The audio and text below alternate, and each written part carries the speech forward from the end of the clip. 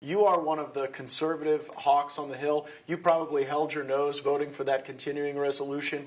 But where do things stand now? What are Democrats demanding to reopen the government? Yeah, no, you're right. I mean, I used to oppose CRs all the time. And in this case, it's like, okay, President Trump's in the White House. We got Russ Vought at OMB managing the budget.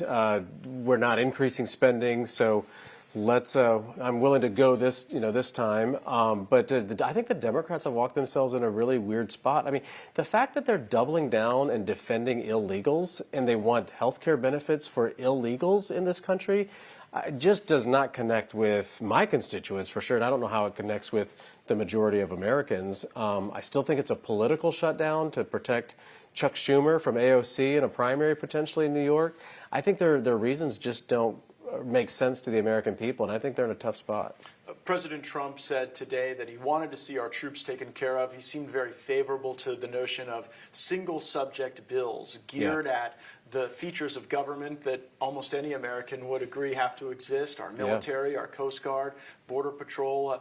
Would that be a smart strategy for the House, to take up some bills that fund features of the government in single line items and send them over to the Senate and force them to not take them up? I think so. I mean, at some point, it's about communicating what we're doing in Congress.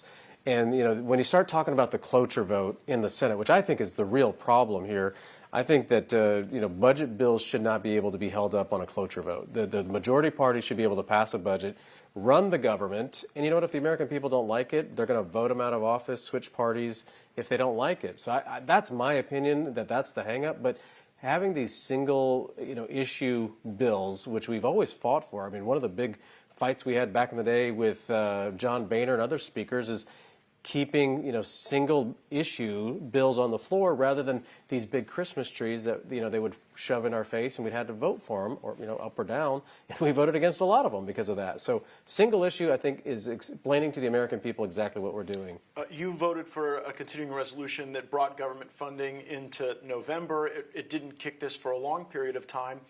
Is in any of the talks that are going on now, is there a different duration for a continuing resolution to open the government that is being discussed, or is this really just about what it's going to take to open from now into the holiday season? Most of it seems to be just to the holiday season, but I think at the same time, I hope our leadership and the president starts talking about a full CR. I mean, let's just freeze spending for a whole year, which Washington generally doesn't do that.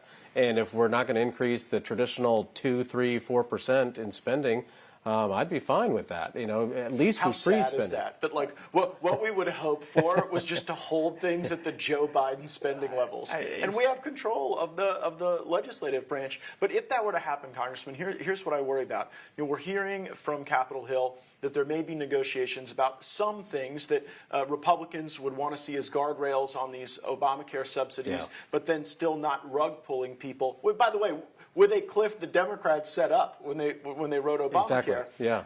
But I worry that if it's just a continuing resolution to November, like you said, and the Republicans give anything to reopen the government, aren't you setting yourself up to allow Democrats to take the entire government hostage again over some issue? Yeah, no, absolutely. I think that's why, Speaker Johnson's making the right decision by not calling the House back into session, because this is the offer. I mean, Democrats voted for this last spring already, and it's the same funding levels. So why are they all of a sudden opposing it now? I think if you give them something on subsidies, it's only going to weaken our case, because actually the subsidies need to stop. I mean, we need to get back to employer-based health care system rather than a government-based health care system. I mean, I come from a business background. I would much rather be able to afford to give our employees health insurance benefits rather than having them just go to the government to get it. But at the end of the day, I think we've done the right thing. We've stuck to our guns. And anything that we fold on, I mean, again, Democrats are asking for the most ridiculous stuff. And if we open that box, they're going to just continue to ask for more.